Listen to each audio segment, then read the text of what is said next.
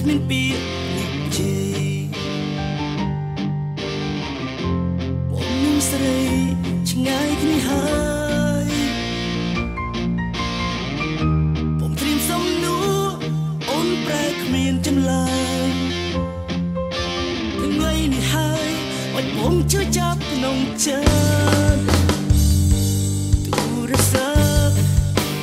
ដែលប្រាប់ថាទុំនេះ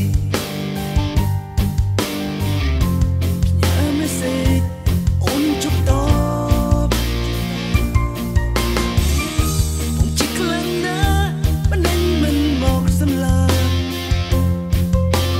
បងមិនស្លាប់មុននឹងអូនមានថ្មីប្រាប់បងមកថ្ងៃនេះ